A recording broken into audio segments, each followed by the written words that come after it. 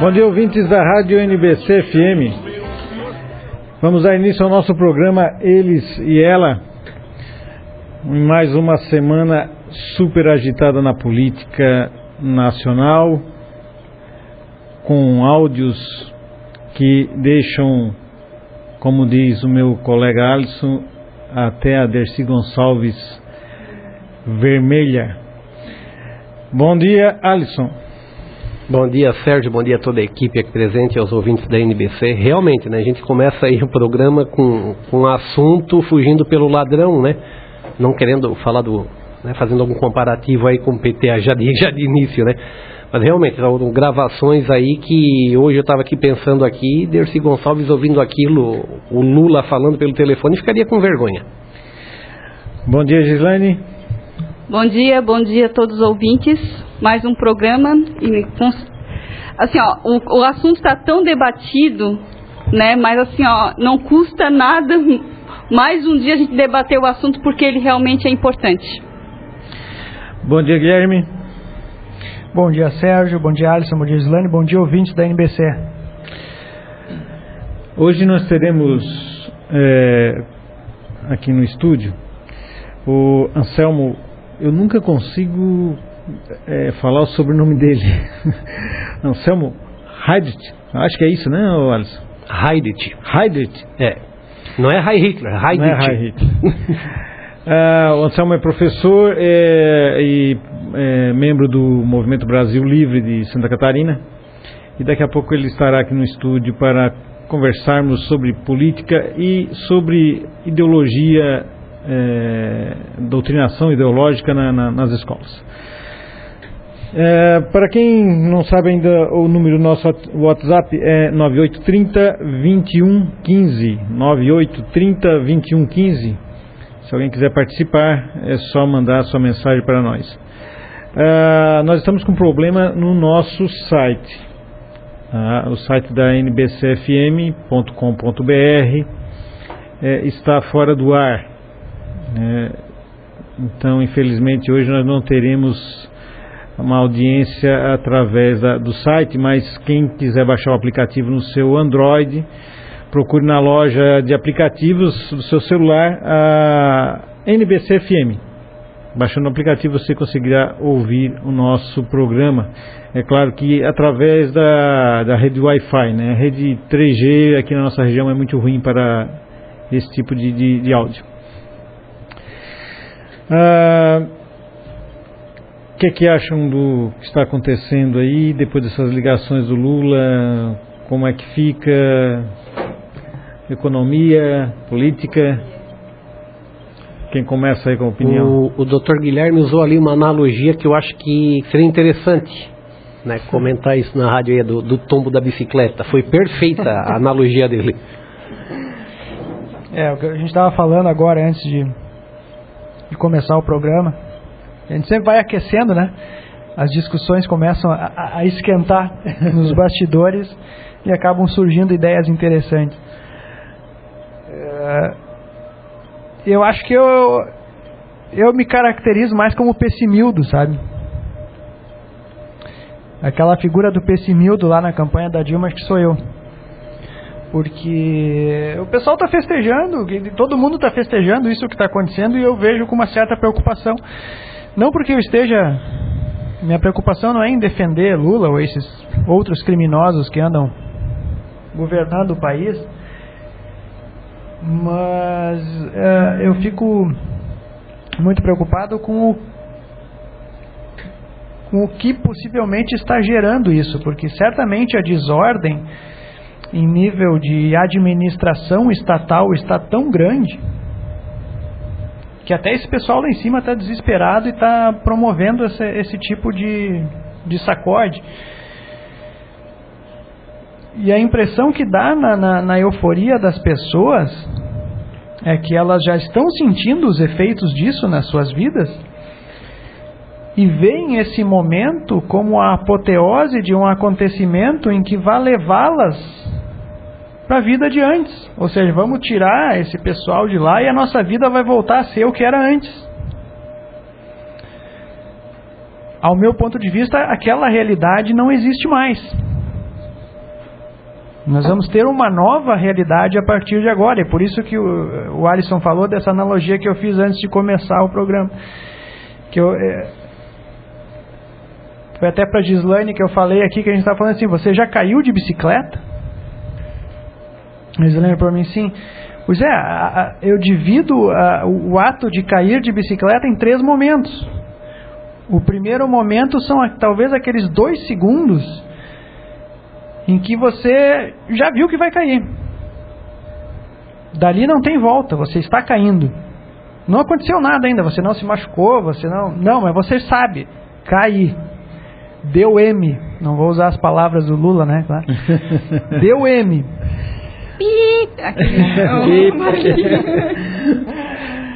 Esse momento assim passa como, né?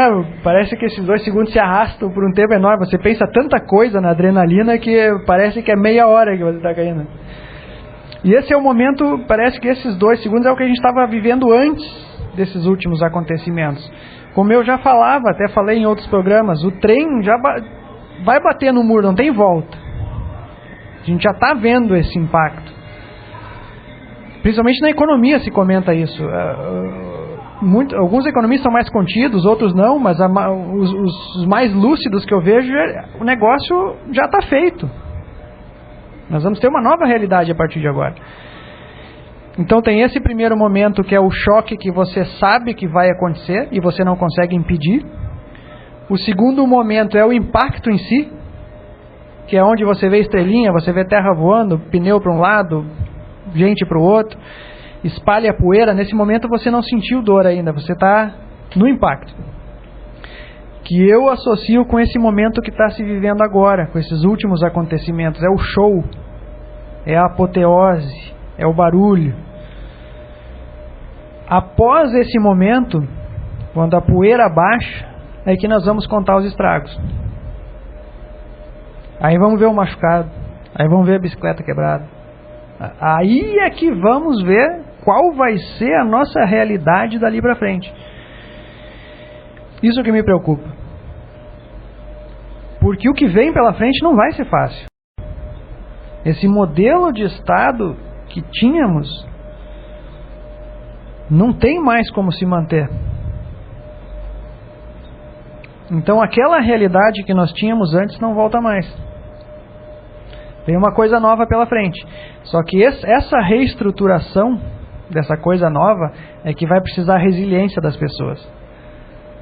Vai precisar comprometimento, cada um agindo melhor, dando o seu melhor e assumindo responsabilidades para si.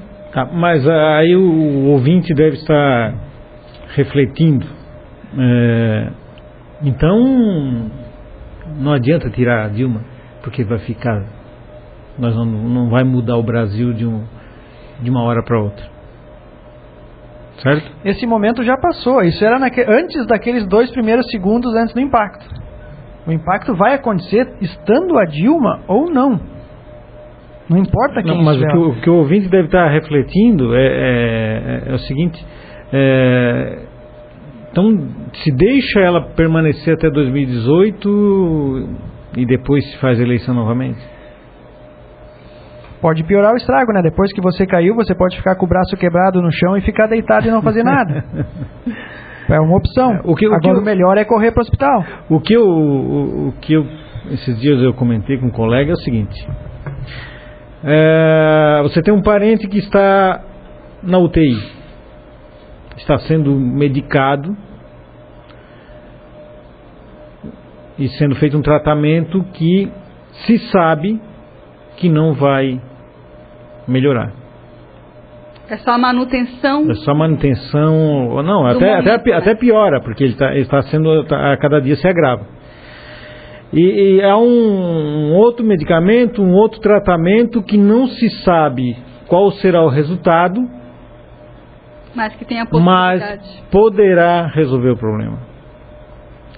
O que é que você faz? Você permanece com o tratamento que está sendo feito? Ou troca? Eu troco. Vai deixar que o seu parente morra sabendo que esse medicamento, esse tratamento não vai resolver o problema dele? ou vai arriscar e trocar outro? Né? Trocar por outro. A pílula que estão vendendo hoje no país, sem qualquer teste, mas que várias pessoas que estão com câncer, elas estão arriscando a tomar esse medicamento como salvação sem saber a eficácia dela. Todo mundo tem essa esperança. Então eu vejo que hoje a nossa esperança é trocar o tratamento e trocar o remédio. É cair esse governo. É tirar este governo e vamos empossar um outro governo. E vigilância. Retirando o Temer junto, retirando o Cunha, retirando o Renan, caçando todo mundo, fazendo eleição nova e vamos ver qual é o outro remédio que nós vamos ter pela frente. Agora, este não está fazendo efeito, está só piorando o nosso país. Além do modelo implantado por eles e fomentado de gasto estatal e tudo que nos levou a isso, existe o problema da criminalidade, né? Ou seja, de atos criminosos por trás disso e uma série de outras coisas que tira completamente a legitimidade desse governo, óbvio.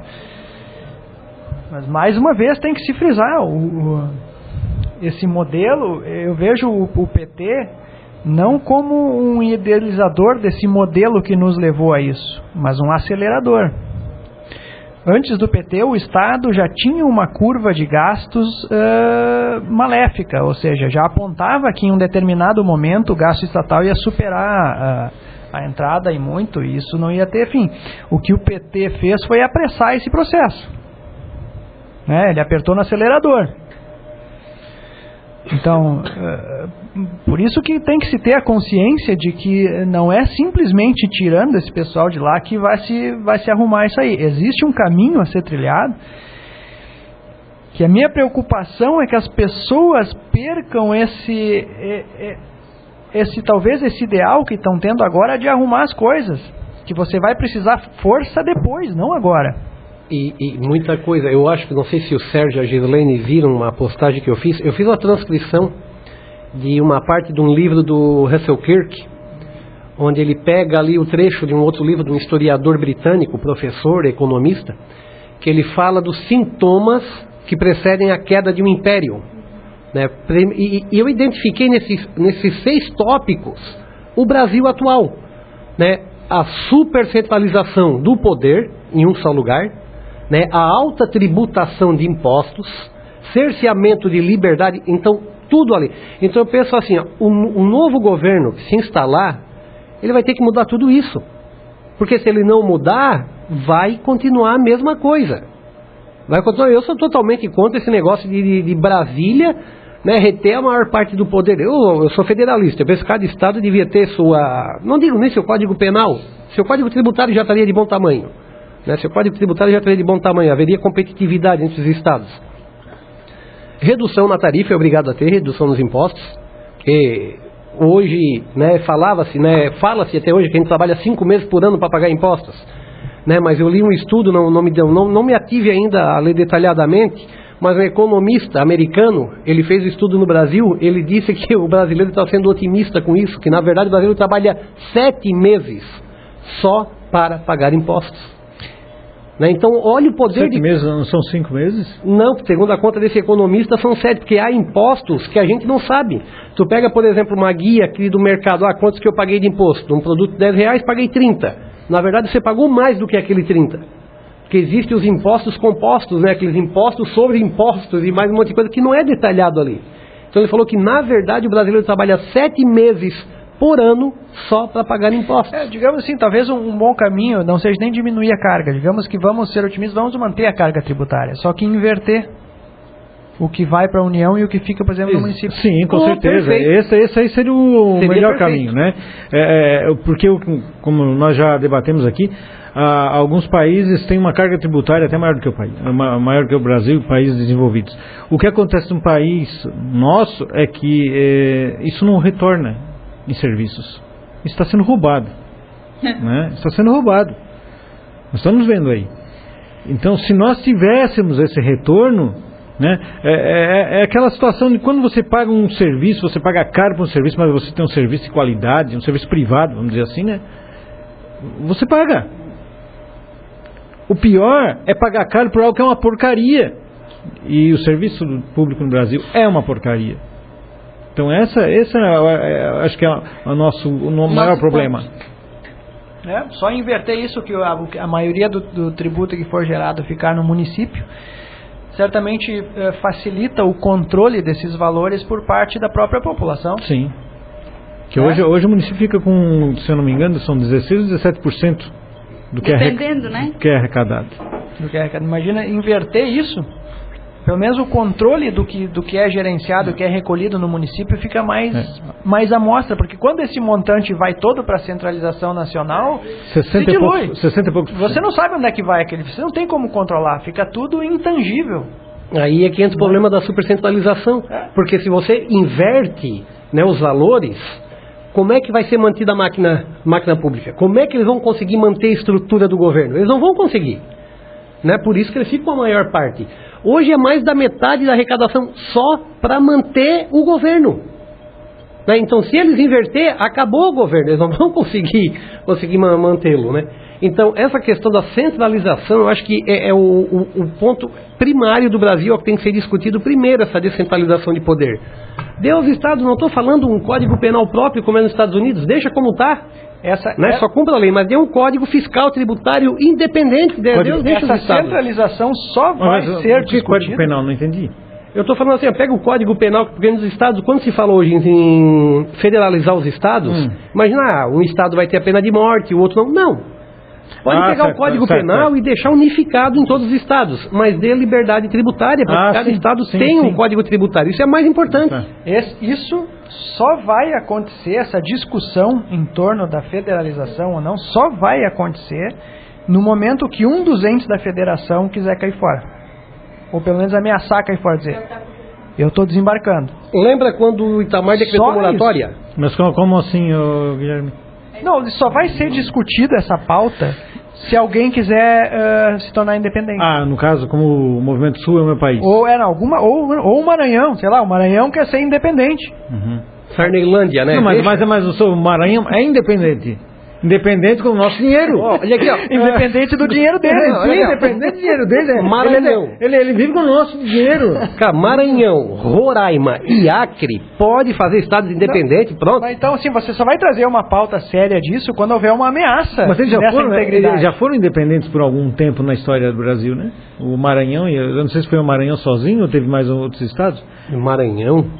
Não houve um movimento de separação? Houve, né? Lá nas antigas, lá? Não, tinha um movimento de separação norte e nordeste nas antigas, né? Mas não chegaram a consolidar isso. Não, mas houve um movimento por algum... Eu vou trazer isso aí. Mas então, ou seja, só vai vir a pauta isso aí se houver uma ameaça desse tipo. Ou se todo mundo seguir o exemplo do Itamar, quando foi governador de Minas.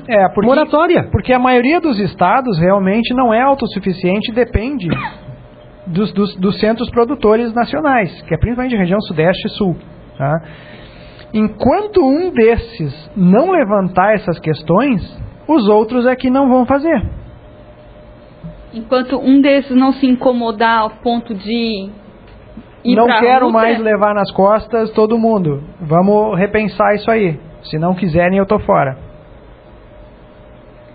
Né? Eu acho que a questão tributária vai ter que passar por uma emenda constitucional.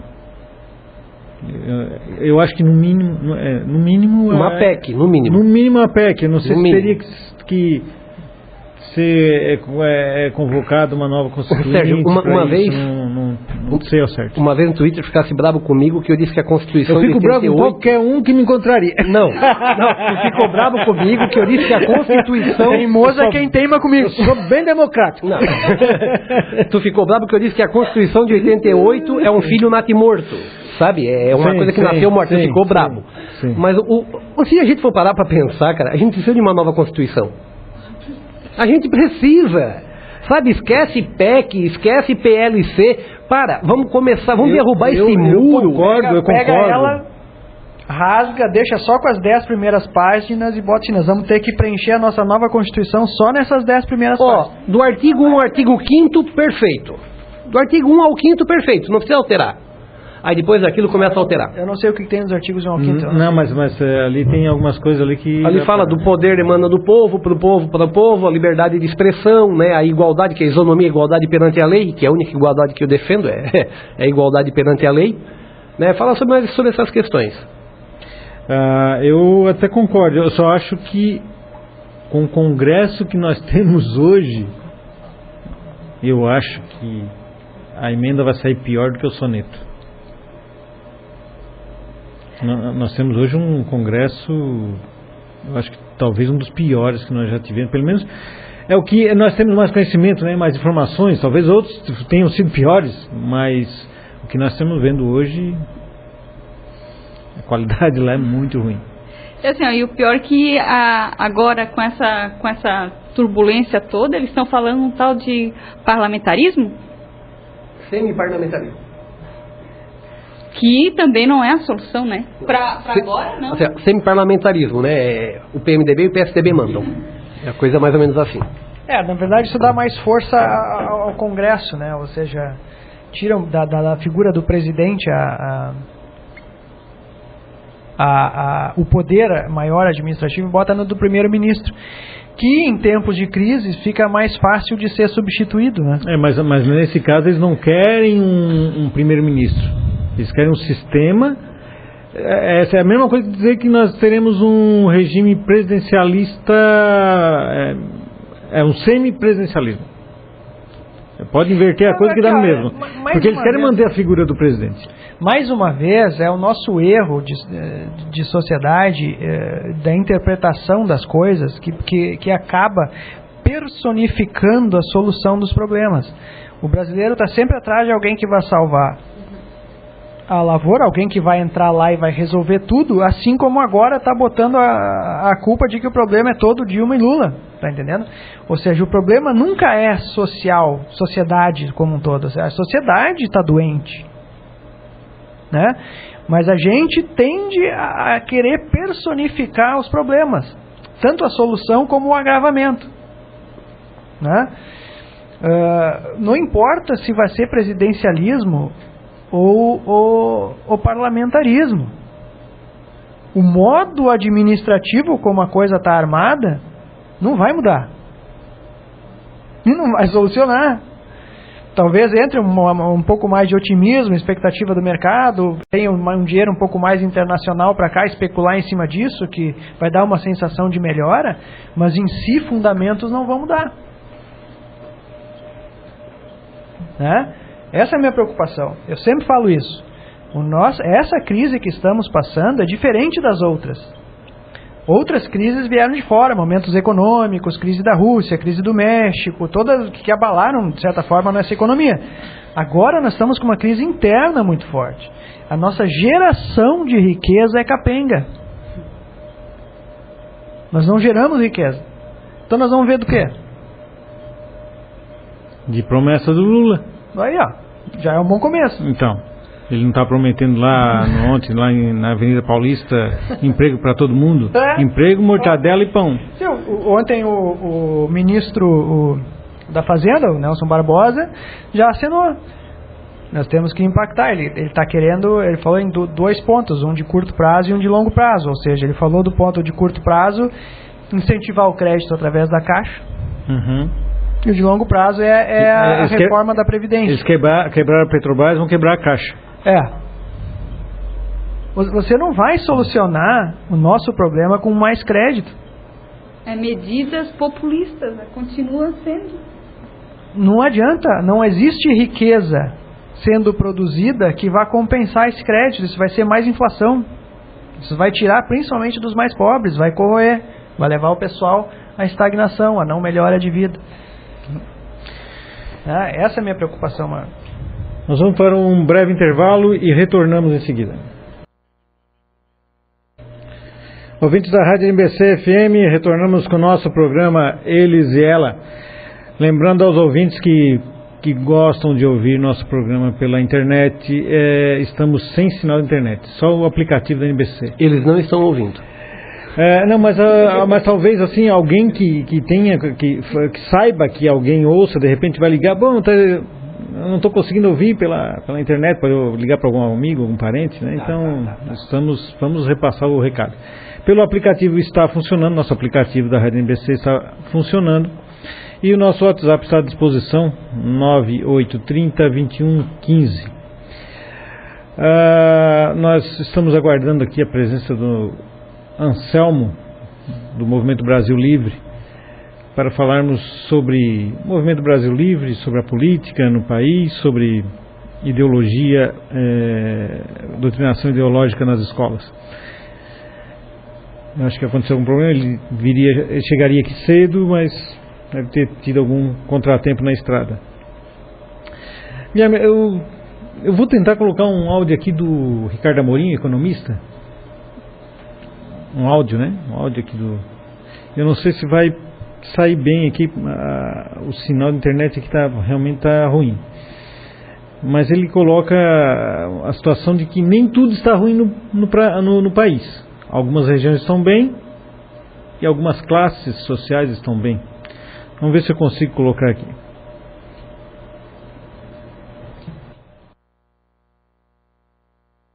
Como se todos no Brasil tivessem... Quando a gente fala de crise, a gente trata como se todos no Brasil estivessem sendo afetados da mesma forma pela crise. Não é a realidade. A gente tem gente que está sendo afetada de forma muito profunda. Alguns setores, em particular, os que mais dependem de confiança e de crédito, que é o caso, em particular, do setor imobiliário e do setor automotivo, são os que mais sentem. Então não é igual. Há outros setores que estão até se dando bem com a crise. O setor de luxo é um que cresceu mais no ano passado do que cresceu nos últimos anos, porque o que aconteceu é que o produto brasileiro de luxo passou a ficar mais barato do que o estrangeiro, o que era comprado fora.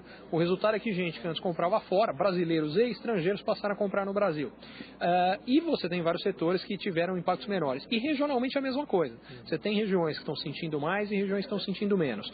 Isso depende das características econômicas do lugar e depende das próprias medidas que têm sido tomadas. Especificamente em Santa Catarina, eu acho que a grande medida que possibilitou isso foi manter os gastos públicos sob controle, o que possibilitou que não houvesse um aumento de alíquotas de impostos e mesmo sem esse aumento de alíquotas de impostos que as contas continuassem razoavelmente equilibradas, porque o equilíbrio das contas públicas determina a expectativa futura.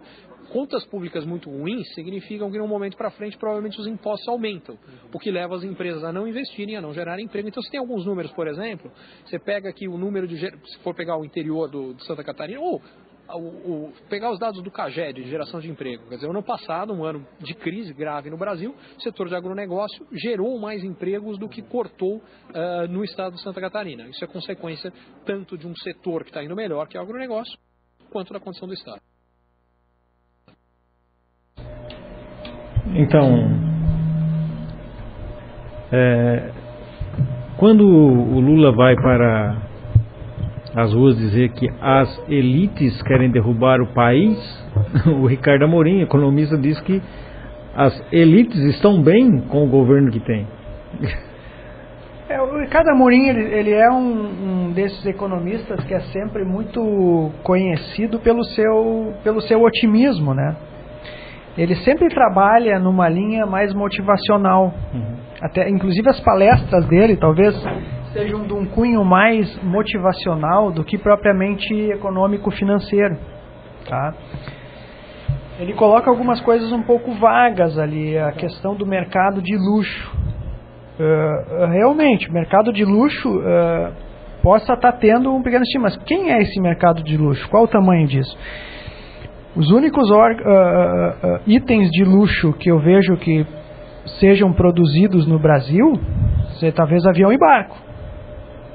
O resto dos itens de luxo, você não tem uma indústria aqui no Brasil que vá ter tamanho para tocar nenhum setor, tá? Outra coisa que ele coloca é que o agronegócio contratou mais do que demitiu. Realmente, o agronegócio acaba melhorando, porque melhora com essa coisa cambial, fica mais fácil exportar. Agora, o agronegócio não contrata uma massa tão grande de gente, né?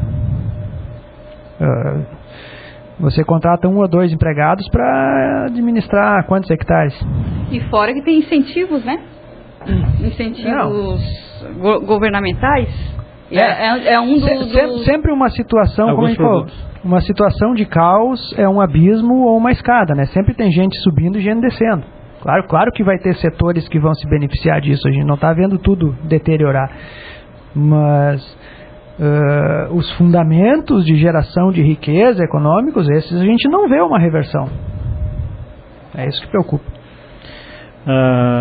Já estamos aqui em nossos estúdios com o professor Anselmo.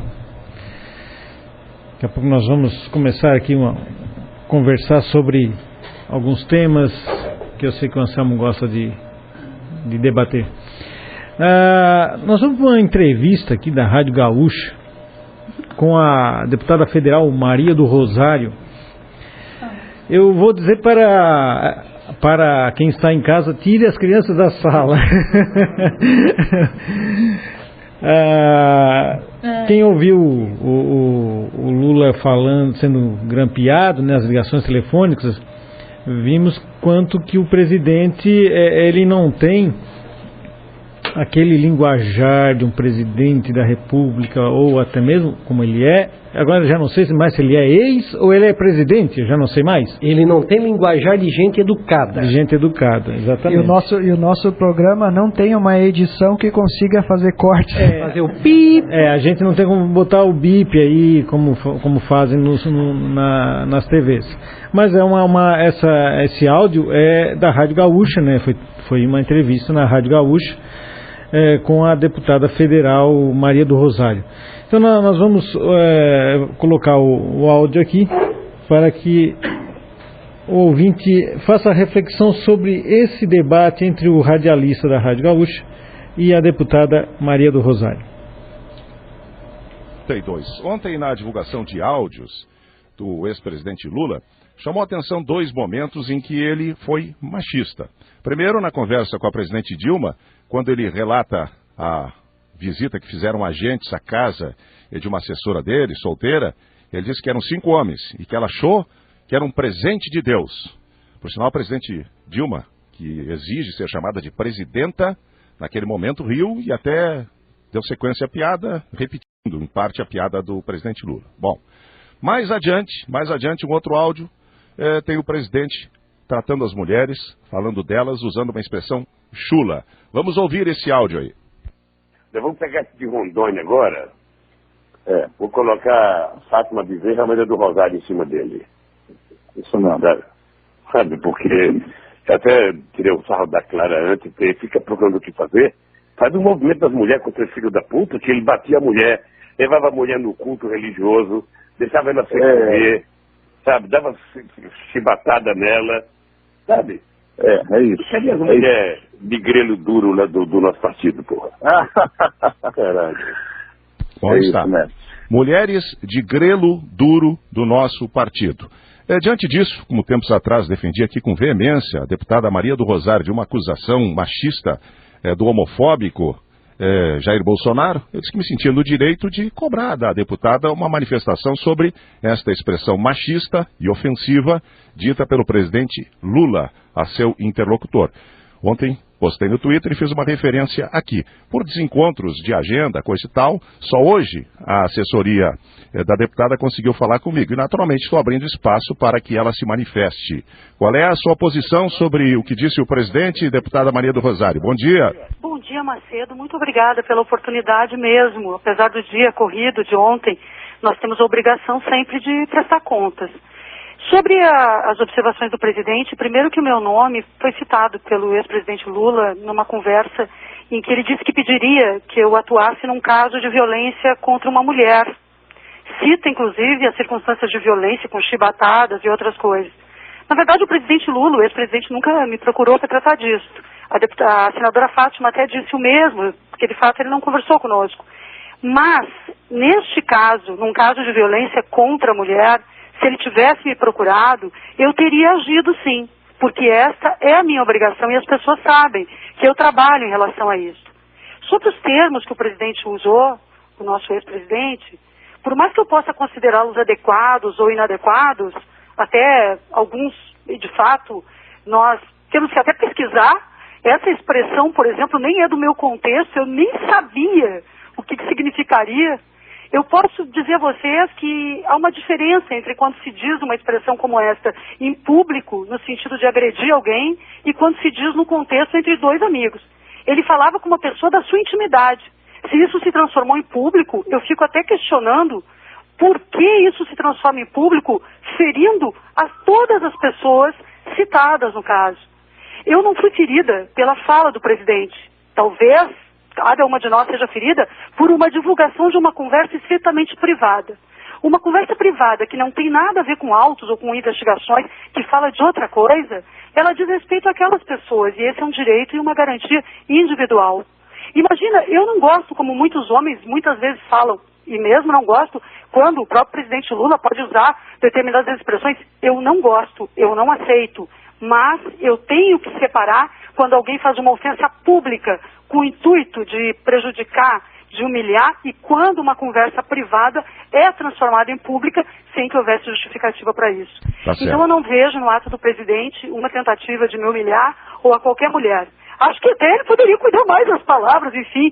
Mas, de toda forma, Macedo conclui dizendo que fui atrás e vi aqui. O que significa esse negócio de, essa coisa grelo duro, que nós rejeitamos, não gostamos.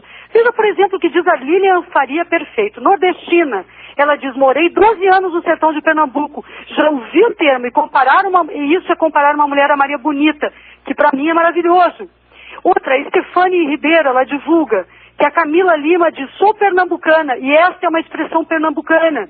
Eu considero que muita gente não passa o que eu passo, por isso aceito ser chamada assim. E aí tem uma série de explicações, inclusive, das mulheres, feministas, negras, inclusive, que dizem, por outro lado, que essa expressão não naturalmente deve ser confundida com uma expressão de ataque às mulheres, porque ela é uma expressão regional do Nordeste brasileiro. Olha, por exemplo, deputada, eu estou lendo aqui o Cultura Nordestina, que traz as expressões regionais, aqui um amplo apanhado, uma espécie de dicionário. Não aparece aqui. Bom, mas tudo bem. Não, e aí tudo bem. Essa é a sua posição. Eu não esperava outra coisa da senhora. Quer dizer que o machismo de bastidor, o machismo aquele escondido que vocês tanto condenam, pode. Não me confunda, Macedo, por favor. Confunde sim, deputada. Eu vou continuar defendendo a senhora do machismo do Bolsonaro e do machismo do Lula. Um abraço, muito obrigado para a senhora. O machismo de quem quer que seja, nem teu contra mim, nem do Bolsonaro e nem do Lula. Não, a senhora não vai ter de mim. Eu tenho, em relação à senhora, eu sempre tive o maior respeito como democrata, tu me oportunizaste da minha opinião, porque a tua opinião tu já deste várias vezes. Sim. E na minha opinião ele disse isso privadamente. Eu posso não aceitar, mas eu condeno quem divulgou. Tá certo, você pode falar. Agora, o machismo velado, na sua opinião, pode. Na minha opinião, não pode. Um abraço, deputada. A senhora fez exatamente o que eu imaginava que a senhora faria. Justificou o injustificável. Um abraço, tchau. Macedo, não é torcida. Por favor, tire ela do ar. Tire ela do ar. Porque a dona Maria do Rosário é assim. Incoerência ambulante. Então, esse foi um áudio aí da deputada federal Maria do Rosário, na rádio gaúcha, Maria do Rosário do PT, gaúcho, e tentando justificar, como o radialista disse, justificar o injustificável. Anselmo, o seu professor gaúcho, tá aí a sua deixa para falar sobre o assunto. Tá ligado? Tá ligado. Bom dia. Bom dia. Bom dia, pessoal. Bom, sou do Rio Grande do Sul, mas como vocês já devem saber, o meu estado é bem dividido, né? Acho que teve umas 4 gestões de PT em Porto Alegre. E lá sempre foi dividido na história, né? A Revolução Farroupilha foi dividido. É um estado de bipolaridade entre as pessoas, né? Ou tu é de um lado ou é de outro. Isso às vezes é bom, às vezes atrapalha, né? O que eu acho é que muitas vezes tem que ter foco, né? E o caso do PT no Rio Grande do Sul, com exceção aí da linha do Tasso Genro, né? Aquele pessoal mais radical do Olívio Dutra, aquela linha do Olívio Dutra, ela não é corrupta, no meu ponto de vista, mas ela é muito radical e atrapalha o desenvolvimento. Muito radical nas políticas de esquerda, tudo estatal, tudo estatização. O Rio Grande do Sul perdeu décadas atrás uma empresa de grande porte, a Forte. Antes tinha se instalado a GM, e foi um baita de um desenvolvimento na região norte de Porto Alegre e nas cidades vizinhas ali como Gravataí. Aquilo se desenvolveu horrores. Teve amigo meu que trabalhava com imobiliária, ganhava dinheiro um mês, passava 2 sem ganhar, agora o cara está rico, entendeu? Por causa do boom imobiliário que deu. Claro que depois disso vem todos os outros problemas ambientais que têm que ser regulados, mas tu não pode atrapalhar o desenvolvimento dizendo assim, vai trazer problema. Não, tu tem que incentivar o desenvolvimento e prever os problemas e atacar os problemas. Uma coisa não exclui a outra. Então, bom, eu já estou divagando, mas né? Mas a Maria do Rosário, eu tenho uma parente minha que não vou citar maiores detalhes para não gerar constrangimento, que ela é simpatizante do PT, voltava, não sei como é que está hoje, né? Tem família, eu não toco nesse assunto, sabe como é que é, né? Mas a Maria do Rosário é da linha do Olívio? Não acredito. Eu acho que ela é mais institucional, mais federal hoje em dia, porque ela assumiu cargos via federal. Mas ela era daquele sindicato dos professores lá do Rio Grande do Sul, acho que é CEPERS, uma coisa assim, e ela sempre foi uma pessoa que botou a vida dela em segundo plano, vida pessoal, para se dedicar ao partido e as coisas. Só que isso gerava um mal-estar entre colegas que diziam assim, ela pede pra gente fazer a mesma coisa, só que ela tem quem cuide da família dela, da filha e tal, né? Então ela sempre teve esse discurso assim de tudo pelo partido, entendeu? Então o que ela está fazendo inicial já é sintomático. O que quer dizer isso? Ou seja, tu tira o foco, né? Qual que é o problema ali? A expressão do ex-presidente, né? As mulheres, etc e tal, né? E ele generalizou toda feminista como sendo uma mulher mal amada. E há diversos tipos de feminismo, né? Tem a feminista que detesta realmente o homem, e tem aquela feminista que na verdade ela está lutando pelo direito dela como mulher na sociedade. São coisas diferentes. E o cara fez uma colocação ali que foi divulgada. Se devia ou não ser divulgado, eu não sei, não entendo de direito. Para mim parece algo até ingênuo para ser discutido, mas ela tirou o foco, né? Ela quis limpar a barra do presidente e acusar quem divulgou. E o cara que estava entrevistando ela foi o Macedo, né? Ele foi super perspicaz. Ele mostrou a incoerência dela. Para mim, o que ele disse ali, na verdade, tinha que ser gravado e distribuído sempre que alguém falasse da Maria do Rosário, né? Tem muita gente assim lá, mas também tem muita gente que não é, né? Eu acho que não dá pra gente caracterizar um estado como tendo uma mentalidade, né?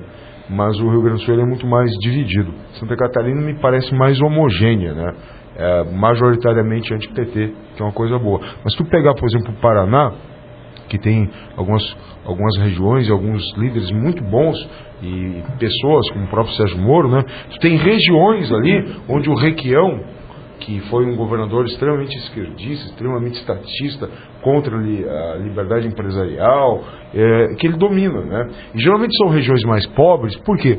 Porque eles manipulam essas pessoas, né? Com vários benefícios sociais. E daí é aquela coisa, né? Como saiu recentemente, basta ver nas redes do WhatsApp, Facebook, saiu uma nota do Partido dos Trabalhadores para fazer a manifestação de ontem. Eles diziam assim, uma nota que foi divulgada, né, para as empresas, principalmente órgãos, agências públicas, né, liberar os seus funcionários, que eles iam disponibilizar caminhões, né, lanche, dinheiro e preferencialmente pretos e pardos, dizia na nota. Ou seja, os caras insuflam mesmo uma guerrilha ideológica racial. O objetivo dos caras é dividir, né? E já que não dá para ter foco, o problema todo é foco, não dá para ter foco nas questões econômicas, sociais, não, vamos dividir a sociedade em classes, vamos incentivar isso, vamos dividir em raça, vamos dividir em gênero, questões sexuais, sempre procurando uma cisão para jogar uns contra os outros, né? É assim, quando eu vi essa carta do PT, eu pensei, não, isso daqui não pode ser verdade. Né? Eu também achei que não era. Eu fui pesquisar, realmente, né? Era verdade. Agora a questão ali, a região do Paraná ali. Eu tenho muitos amigos no Paraná, né? Eu participo do grupo de radioamadores aí, e o nosso time de competição, a sede é em São José dos Pinhais, no Paraná, e a maioria são de lá. Eu acho que só tem eu de fora e mais um paulista. E eu noto assim, o pessoal do oeste do Paraná, assim como o pessoal do oeste de Santa Catarina, é um pessoal mais voltado à esquerda, mais voltado ao PT. Né? Também são regiões mais pobres dos estados, né? Eu acredito que é o oeste catarinense e o oeste do Paraná, né? Tanto foi mostrada aquela pesquisa essa semana de intenção de voto no Paraná, ali onde Bolsonaro aparece em quarto ali. Quem é que aparece em terceiro? Marina Silva. A gente pensa, pô, peraí, nós vamos tirar a turma do PT e do PSDB para botar Marina Silva? Sabe, cara, eu olho para aquela mulher, eu acho que eu tenho a impressão que eu estou diante de uma benzedeira, sabe? Uma vendedora de garrafada, não tem essas garrafadas, vai ali gema, prego enferrujado. Parece que a função dela é fabricar aquilo, cara. E nós temos que levar em consideração a imagem do líder de um país, porque a imagem também invoca respeito. Aí eu paro para pensar, pô, Marina Silva, cara, sabe, parente do Cibá Machado, não dá, né? É realmente complicado isso. Ouvinte, nós estamos aqui hoje com o professor Anselmo, ele é membro do Movimento Brasil Livre de Santa Catarina. Aqui falando, a Gislene queria falar alguma coisa, eu já vou passar o microfone. Não? Nós vimos na internet um vídeo de um caminhão no Nordeste chamando o pessoal para a manifestação de ontem, né, onde é que era a cidade? Em Recife, né? Recife, né? Chamando o pessoal para a manifestação, informando que, olha, vamos para a rua porque senão vocês vão perder o Bolsa Família, o Minha Casa Minha Vida, todos não sei os o que, benefícios sociais. A política do medo é terrorismo. A gente sabe que qualquer governo que assuma não vai cortar isso de uma hora para outra. Pode ser que vai haver uma reavaliação, porque é necessário fazer uma reavaliação, penso eu, sobre esses programas sociais. Até porque não se sustenta, né? Não tem como. Eu acredito que até se não roubassem tanto, talvez, porque esses programas sociais, frente ao que roubaram do BNDES, que ainda vai ser aberta a caixinha, né, para as investigações, vai se ver que roubaram muito mais a pagar muitos programas sociais nesse país, mas esses programas sociais têm que ser reavaliados e realmente haver uma porta de saída para quem está lá dentro. Ou seja, assim, eu até não sou contra esses programas sociais, só que deve ser pedido uma contrapartida da parte de quem está recebendo esse benefício. Exatamente. Não é só aquele negócio, o teu filho tem que estar na escola. Não, mas peraí, o ECA já diz que tem que estar na escola. Sim. Tu não pode exigir deles uma coisa que a própria Constituição já exige. Por isso que eu digo, tem que ser reavaliado. Então tem que chegar o seguinte, o Sérgio recebe Bolsa Família. Sérgio, vamos voltar para a escola, camarada? Tá? Quer receber pelo menos o ensino médio. Né? Que o ensino médio, pelo menos, faz um concurso para gari. Não é? Do jeito que eu sou contra o Bolsa Família, do jeito que está. Do jeito que está também. Eles até na campanha aí para a presidência, Dilma, ela falou, vamos aumentar o valor do Bolsa Família. Quer dizer, vai aumentar o valor do Bolsa Família e vai conseguir voto ampliado de pessoas que querem entrar no programa, ampliar o número de votos para pessoas que futuramente vão querer ser beneficiadas. O problema do Bolsa Família é que ele não tem meta, né? Se tu pegar, por exemplo, um país como o Canadá, país muito mais rico proporcionalmente que nós, não em termos totais, mas em termos proporcionais por pessoa, no Canadá, por exemplo, os caras têm esses programas. Tem, tipo aqui, acabou a tainha, ou teve um problema, então tem um defeso, lá também tem por bacalhau. Só que tem cidades que metade da população é pescador, ou um terço. Isso se acabou o pescado, então eles têm vários programas sociais. Só que é o seguinte, conseguir um emprego para gari. O cara te chama, tem aqui essa vaga, tu não quer, eles cortam o teu benefício. Porque, tipo assim, aquilo se supõe que é transitório. Quando tu cria uma política permanente, sem meta, tu quer acabar com a pobreza. Então tu não quer tornar um indivíduo permanentemente pobre e dependente. Tu quer que ele um dia ascenda. E quanto aí para a escola, o Bolsa Escola, que era do PSDB, e depois foi agregado com vários outros programas, e se criou o Bolsa Família, está na lei. A lei é pequena, dá para ler tranquilo. Está ali dizendo que é obrigatória a presença do filho na escola. Obrigatório mas você sabe que tem lei que se não tem execução, a fiscalização não dá em nada, né? Vai ver se alguma diretora de escola, de comunidade, de periferia vai ter o peito de denunciar o garoto que aparece só no dia da prova para os pais dele perderem benefício. Não faz. Duvido que faça. Vai arrumar um problema com a comunidade, com os pais, se não for coisa pior, entendeu? Então, quer dizer, tem que ter algum método, eu não consigo pensar agora, alguma forma de administração, fiscalização, não sei se via computacional, internet, deve ter algum método, deveria ter, para fiscalizar melhor esse processo. Entendeu? E até a admissão dessas pessoas no programa. Né? Admissão, inclusive. Tem gente que ganha Bolsa Família vai pagar TV a cabo. Eu converso muito com pessoas assim no dia a dia, na rua, no lotérico, o cara fala, não, fulano veio aqui, tirou o Bolsa Família e já pagou. A Sky. Né? Não, desse jeito, entendeu? Então, poxa. A Apple não lançou um aplicativo para o iPhone para consultar se o Bolsa Família já caiu na conta? Né? Eu achei que fosse piada também, mas é verdade. Verdade. Mas é verdade, cara. Eu baixei ali, isso existe mesmo. E as pessoas dizem, tu não quer que pobre tenha iPhone, tu não quer... Pô, o cara tem iPhone, o cara não é mais pobre, entendeu? Não precisa de Bolsa Família. O cara tá abdicando de comprar.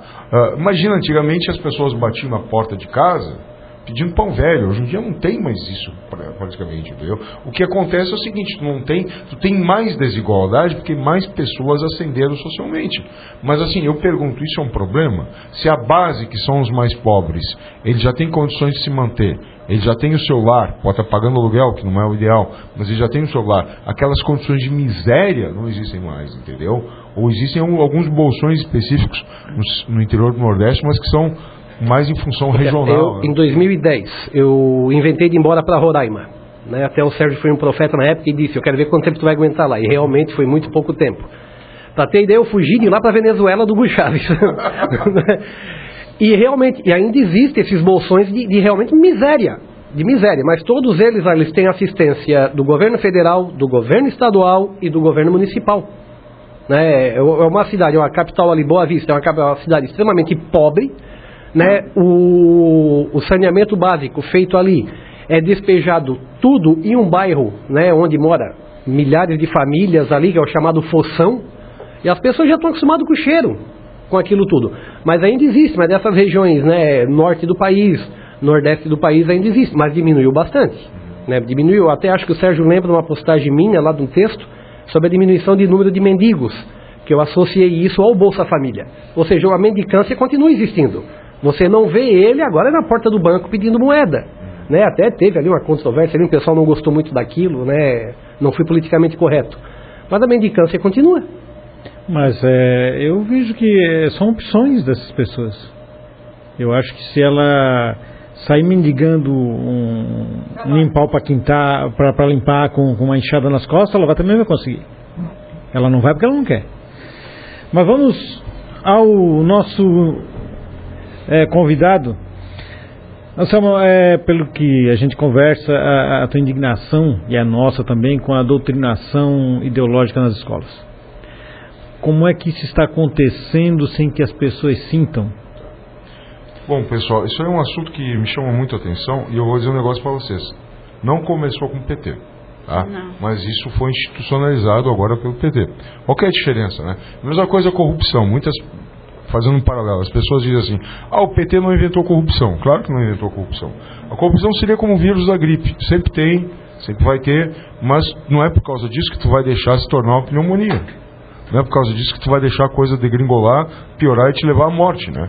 Tu tem que estar sempre combatendo e diminuindo em graus razoáveis, se possível insignificante, né? Então a questão é a seguinte, o PT não inventou corrupção, mas ele aprimorou ela. Assim como Beethoven não inventou a música, mas aprimorou ela.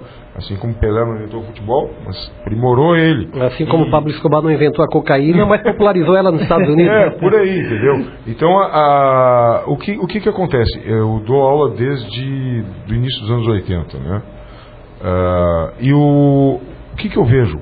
Já existia esse clima, já existia essa mentalidade por parte dos professores.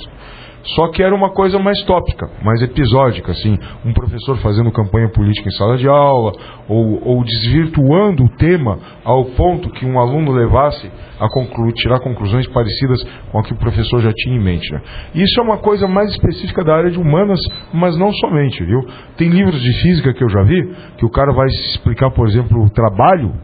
Aí ele pega lá um texto lá de sindicalistas da Inglaterra, do século XIX, falando sobre trabalho, para depois explicar o conceito na física. Então tem N maneiras de tu enfiar a ideologia na cabeça do aluno, e por mais que existam alunos inteligentes, eu não quero ser arrogante, dizer que professores são mais inteligentes que alunos, não é assim, tá?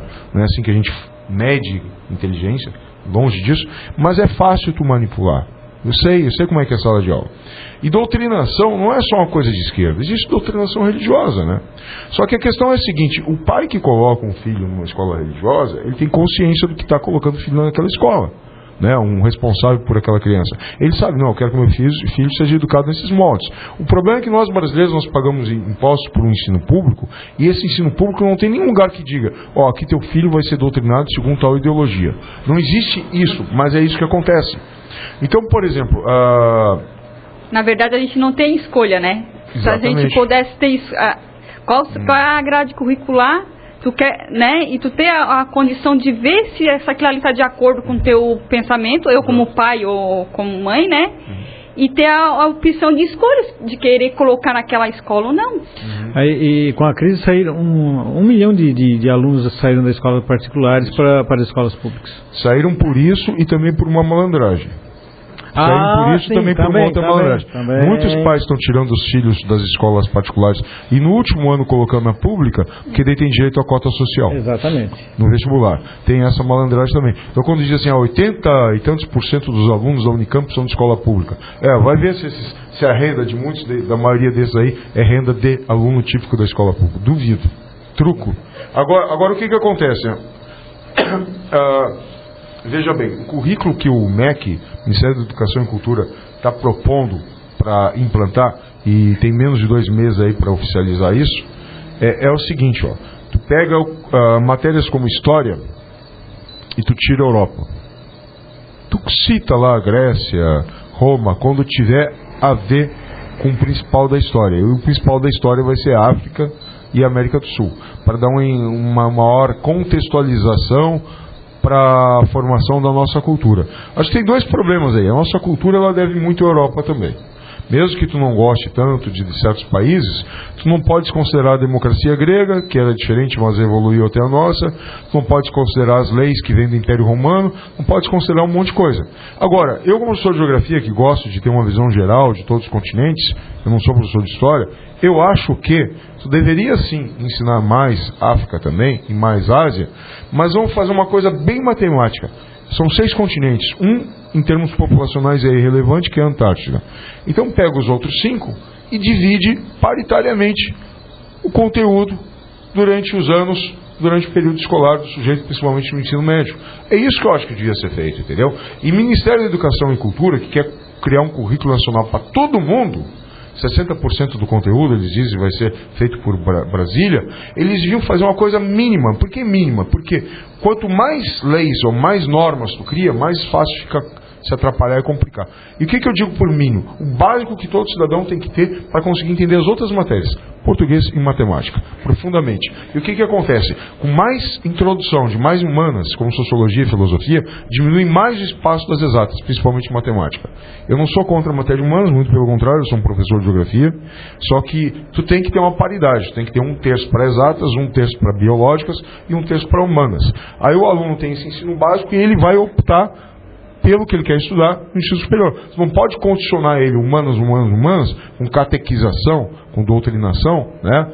Eu já vi livro de filosofia, imagina, filosofia tu tem trocentas linhas aí, vários tipos de pensamento, mas que começava lá na Grécia e terminava o último conteúdo do ano em materialismo histórico dialético, que é o marxismo, né? Que pregava a revolução, que é da onde sai a maioria das ideologias desses partidos de esquerda e dessas alas mais radicais do PT, que estão aí infiltradas no MEC.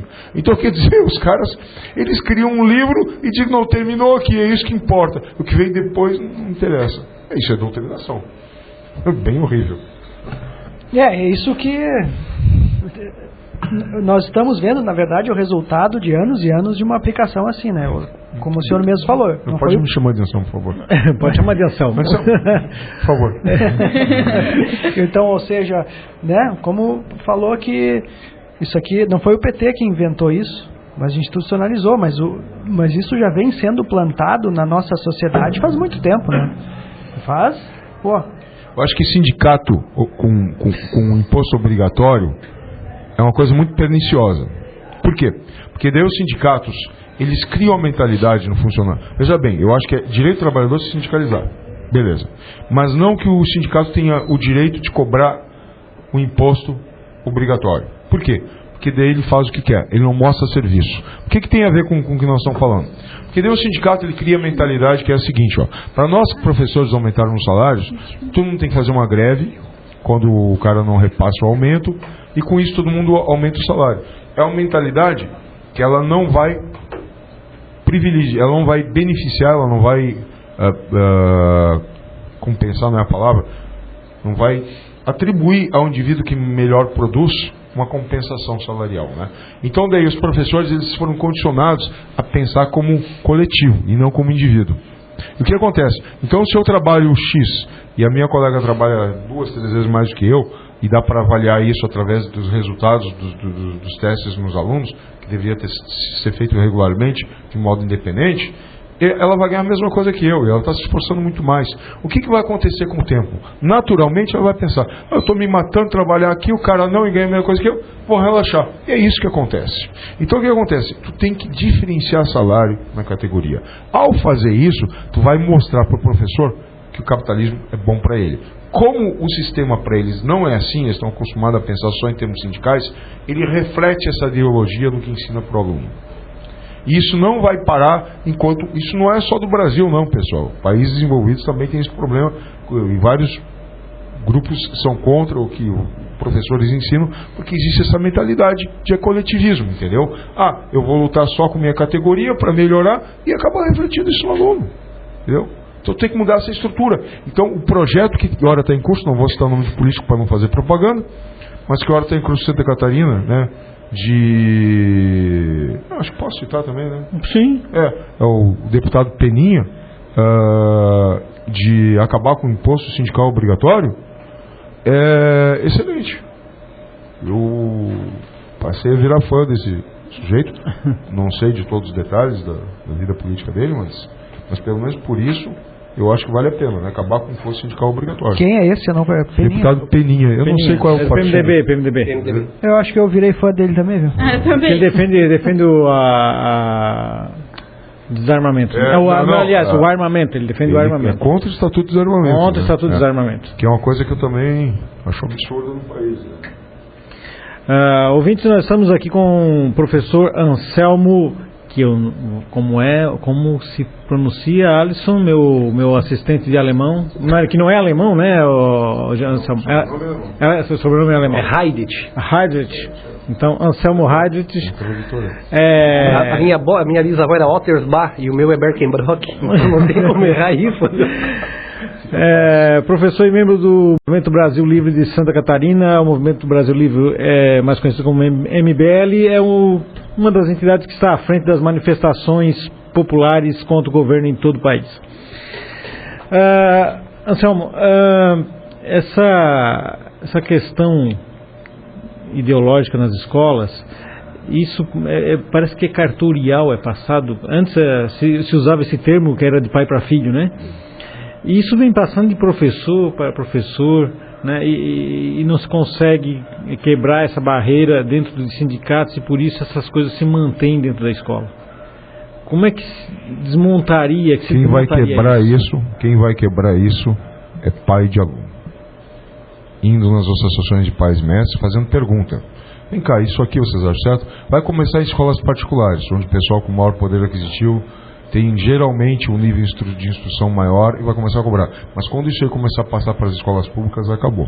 E o professor vai ser coado. Mas aí a escola vai justificar que isso tem que ser isso aplicado nas escolas, a metodologia, esse conhecimento, porque vem do MEC e são obrigados. Eles vão dizer isso. Eles vão dizer isso? Eles vão dizer isso. Então, mas como vai mudar? Não funciona assim. Eu vou dizer para ti. Eu cheguei a pegar o final da ditadura militar no Brasil. Eu tinha professores de humanas. Eles não eram tão abertos, mas eles faziam uma propaganda contrária ao regime nas escolas. Mesmo porque a ditadura já estava mais estendida, né? Então, vários colegas meus que têm posturas diferentes em sala de aula, que acham que não tem que dar tanta bola para o currículo, eles não dão um currículo como está. Eles até está aqui o meu planejamento, e não executam aquilo. Muitos sequer terminam um livro.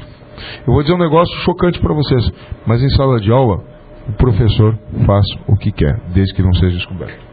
Não tem como ter um fiscal para cada um. E o diretor muitas vezes é conivente, porque a política Eu não tenho um cargo de concurso, eu sou diretor, não tenho cargo de concurso. Eu fui colocado aqui por política. Qual que é a minha função? Não levar problema para a Secretaria de Educação. É essa que é a minha função. Mesmo meu filho estuda em escola particular em Florianópolis, a gente teve uma discussão com uma coordenadora esses dias, ela cometeu um ato falha, ela falou sem querer, porque ele estava colocando aluno demais numa sala. E a gente sabe, qualquer coisa que existe, colocou um restaurante, pode ter um baita de um chefe de cozinha, botou muita gente, acaba caindo na qualidade. A gente começou a colocar, comparar com outras escolas, daí na discussão ficou meio tensa, e essa coordenadora disse assim, a minha função aqui é minimizar. Ela não queria fazer reunião com o diretor, né? Ela cometeu um ato falho. Daí não, sua função não é minimizar, é intermediar, bababá. Então a função de vários diretores são minimizar os problemas. Mas de tanto água mole em pedra dura, tanto bate até que for. Isso acaba mudando. Mesmo que eu diga, eu sou professor de história, eu concordo com isso, eu vou ficar mais reticente ao fazer propaganda política em sala de aula. Porque os alunos vão estar ali dentro. Eles vão falar para o pai. O pai vai vir de novo. Isso não é uma situação exclusiva na educação. Né? Eu sou servidor público estadual e eu sei que saúde tem enquanto não respingar o problema lá em cima, no governo, se mantém como está. Isso é o que acontece. Né? Então, quando nós vamos para as ruas e as pessoas acham que isso não resolve nada, estão totalmente enganados. Totalmente enganados. A partir do momento que as pessoas realmente passem a reclamar do serviço que é oferecido a elas, e isso vai respingar no governo, no topo, com certeza que o governo vai... Imagina, os parlamentares podem mudar o voto deles pelo impeachment, aqueles que estavam indecisos, e alguns que eram contra o impeachment já mudaram a sua posição em público. É graças à pressão popular. E veja bem, todas as manifestações que nós fizemos, não o Movimento Brasil Livre, mas todos os outros movimentos, vem para a rua, etc., levamos milhões de pessoas às ruas. A última manifestação no Brasil, a penúltima, dia 13, ela levou 6,3 milhões, alguma coisa assim, né? Só em Santa Catarina, 500 mil pessoas. Só em Florianópolis, 100 mil pessoas. É uma coisa impressionante. Nem outro movimento. E o detalhe mais impressionante, sem violência. E sem mortadela. Sem financiamento. Sem pagar nada. Agora ontem o PT fez uma manifestação, a única que foi grande foi em São Paulo, porque eles têm uma base muito forte de sindicatos. Fortaleza também foi bastante gente lá. E eles tinham ônibus, vários ônibus que foram fotografados do ar, de cima, né? Helicóptero. Mas por que a imprensa não chegou ali? Porque eles estavam agredindo a imprensa. Para justamente não mostrar essas incongruências, né, de financiar. Então realmente eles têm a postura agressiva. E é bem aquilo que você estava falando, né, de tirar o foco. O cara ouve uma denúncia aqui, fala de quem permitiu a denúncia, né? Ou seja, é tirar o foco e apavorar essas pessoas. Vocês vão perder o Bolsa Família, que é besteira. Qualquer político que entre hoje no poder tentar acabar com isso é suicídio político. Minha Casa Minha Vida já estava naufragando por causa da política econômica do PT. Então, na verdade, é apavorar essas pessoas com menos instrução para jogar elas contra nós. A política deles é essa, a política do medo. Agora, professor, deixa eu só aproveitar aqui para ler uma reflexão aqui que eu vi aqui na internet.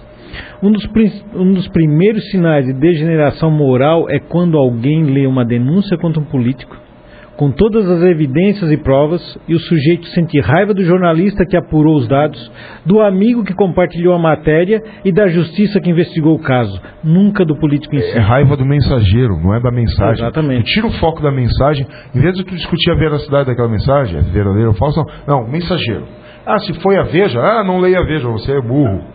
Mas daí quando sai na Carta Capital, que é vendida para o governo, ganha dinheiro do governo, não. Aí é mídia correta. O decide fazer relação contra o Aécio, aí vale. Agora contra os outros governos, aí não, aí tudo é mentira. Agora que o Cunha e o Aécio também estão arrolados aí no Lava Jato, cadê fora Cunha? Não, mas nós queremos fora Cunha, nós queremos fora Aécio. Nós queremos que todo corrupto seja penalizado, entendeu? Desculpa, Alisson. Até voltando aqui às manifestações aqui, essa semana eu fiquei aborrecido com as manifestações, né? Não vou dizer que não, né? Bonito, Floripa, 100 mil pessoas, né? No Brasil todo quase 6 milhões de pessoas, mas eu comecei a questionar a eficácia dessas manifestações, porque assim, se a capital do Brasil fosse em São Paulo, fosse em Rio de Janeiro, esse governo já teria caído. né? Não tenha dúvida. Então, às vezes eu penso, será que realmente manifestação pacífica vai resolver alguma coisa? Então eu tenho essa preocupação.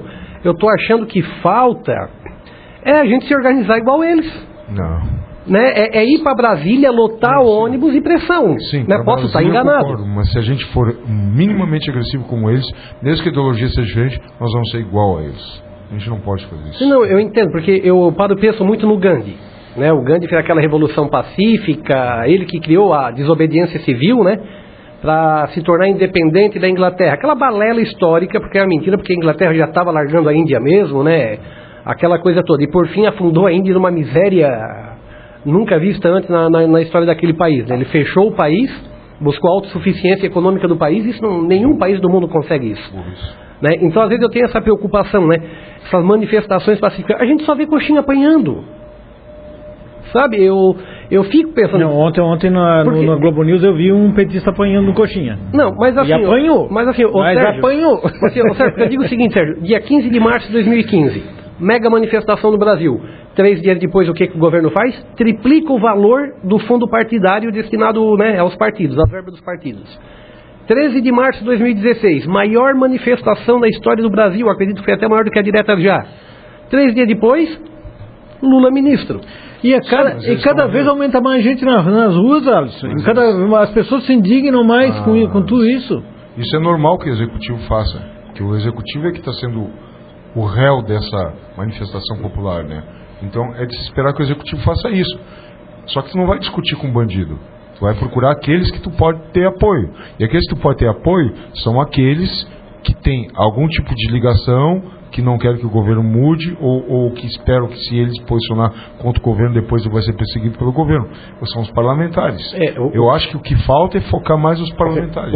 O que me conforta um pouco é que, se for comparar com os últimos dias ali do casal Ceausescu na Romênia, né, a gente está vendo momentos muito parecidos, né? O discurso ontem do Lula, eu estava assistindo o discurso dele, eu me lembrei do último discurso do Nicolae Ceausescu, quando ele prometeu o aumento, né, lá para os aposentados, o aumento dos benefícios sociais, aquela coisa. 2 dias depois estava sendo fuzilado. Eu vou dizer uma coisa aqui, eu não quero que o Lula morra pelo seguinte, porque senão esse cara vira mártir. O povo é tão ignorante. Ele disse isso, né? Vai idolatrar o cara. Então eu quero que ele viva e veja tudo que ele construiu no sentido de política mafiosa, sendo perdido, sendo derrotado. Agora, o problema que eu vejo no PT é o seguinte: as pessoas dizem que a corrupção já existia com o Sarney, com o Maluf é mais do que comprovado. Só que a questão é a seguinte, tudo bem, eu não estou dizendo que isso aí é bom, pelo contrário, isso aí ajudou e ajuda a destruir o Estado brasileiro. O problema é que a política do PT ela é como se fosse em 3 níveis, né?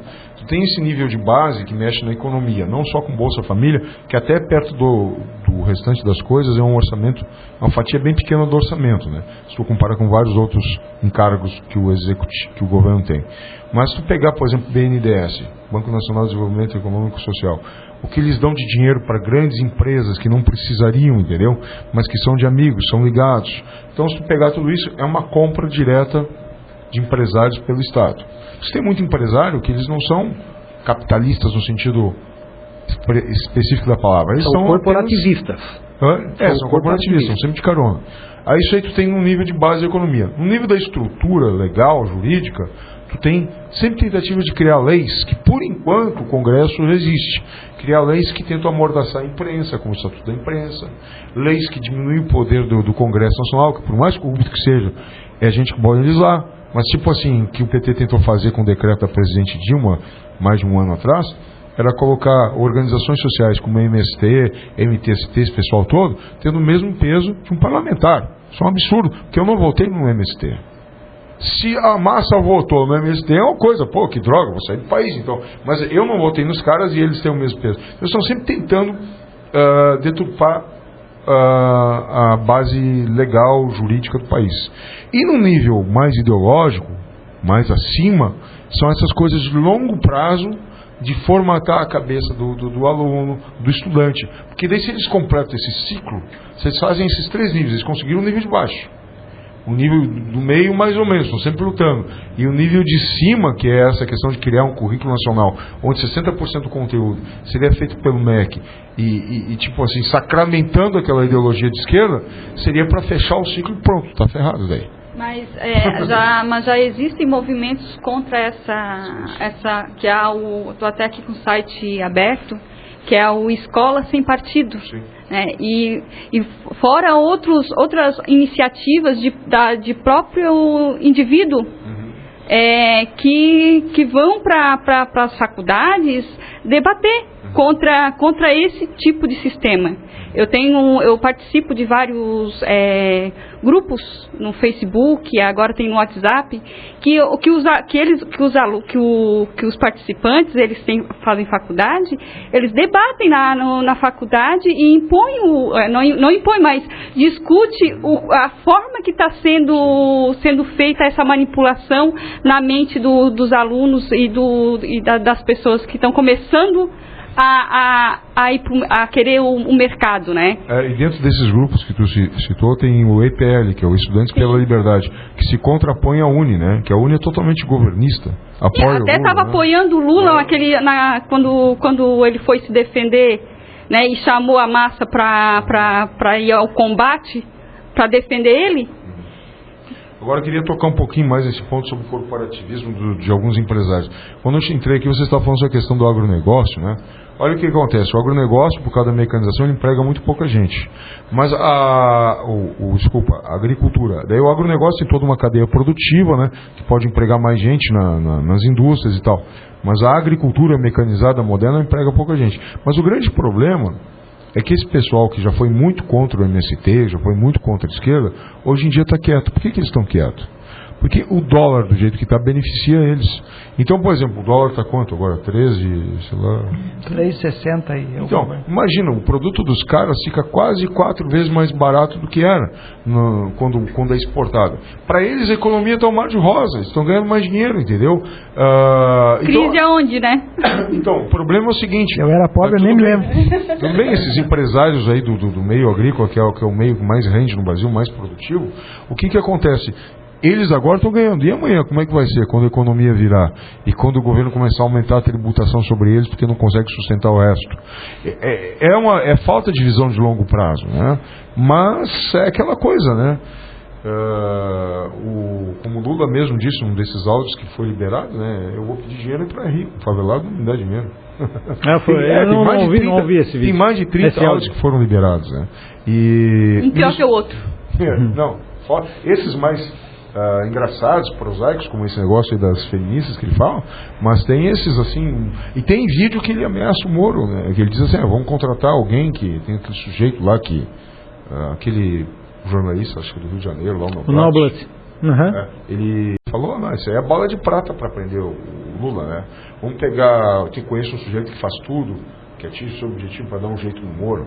Então é assim, o problema é o seguinte, existem coisas, eu não sou da área do direito, mas eu li algumas coisinhas assim, alguém me mandou. Aquela questão da condução coercitiva do presidente. Tá? Um amigo meu que é advogado está me explicando. Disse assim, já tem entendimento do STF, não é lei, é jurisprudência, eles dizem, né? Casos julgados, que a condução coercitiva, a condução judicial, ela tem que ser avisada antes. Inquérito judicial tem que ser avisado antes. Mas inquérito de polícia, não. Inquérito policial, tu pode pegar o sujeito na hora, entendeu? Que foi o caso do Lula. Então, todos os casos do STF, menos um juiz, que eu não me lembro o nome, né? Concordaram com isso. Daí algum jornalista quis ouvir voz contrária. Ele entrevistou esse juiz do STF. E essa visão de que não era uma coisa exata, era uma coisa controversa, passou. Só que daí os jornais, em peso, muitas vezes, sem alguma assessoria jurídica, foram atrás desse mito, né? De que tinha sido inconstitucional a condução coercitiva, que era um show. Não foi um show, entendeu? Foi uma coisa discutida. Tudo que esse Moro faz, o cara é fantástico. Ele tem um perfil, cara, eu gosto de analisar as pessoas, perfil de piloto de caça. Não sei se vocês já viram um documentário de piloto de caça. Pensa que é um sujeito furioso, que nem filme americano, né? Não, é um sujeito que parece um psicopata, assim, num bom sentido. É um cara frio. Bom, o cara parece que ele é faixa preta em várias artes marciais, é exímio atirador. Professor de geografia. Ele é filho de professor de geografia. Né? Mas ele também, ele foi professor de geografia também. Ele é um sujeito diferenciado, né? Então ele tem um foco e vai atrás daquilo. E parece estar preparado para a guerra. Então, as coisas que ele faz são fundamentadas juridicamente. Mas a guerra dele não é de armas, né? É de mente, né? Não, mas ele está preparado caso venha pegar ele. Agora, o que não é controverso na justiça? E que isso não se tomou nenhuma atitude? As ações claras de tentar obstruir a justiça por parte da presidente, por parte do Lula. E a presidente tem fora privilegiado. O Lula, antes de ser ministro, não tinha. Então, isso por si só já deveria levar a uma prisão, mesmo que preventiva. Sim. E não foi feito. Então, o problema é esse, entendeu? A justiça polemiza, o STF polemiza a questão lá da condução coercitiva, mas ações claras de obstrução da justiça, que mereciam uma prisão preventiva, não. Então, está tendo alguma coisa errada aí, certo? Os áudios todos são muito claros em mostrar que estava se dando cargo a ele para proteger. Desvio de finalidade. Está muito claro isso, não se tem dúvida. Já se sabia antes dessas gravações. Essas gravações vêm corroborar o que todo mundo sabia. Está se dando cargo para o Lula para ele não ser preso por um juiz de primeira instância. Se ele entrar nesse cargo, ele vai estar ali principalmente para combater a PF, Polícia Federal, a Justiça Federal, mudando o staff que ele pode mudar. É o que ele vai fazer daqui para frente. Ele vai se empenhar com tudo para tentar mudar esse grupo aí. O próprio Aragão, né, eu postei hoje no Facebook, houve uma entrevista do Aragão, o novo ministro da Justiça, à Veja. E ele... Tirei 2 tópicos aqui que ele diz o seguinte: a primeira atitude que tomo cheirou vazamento de investigação por um agente nosso, a equipe será trocada toda.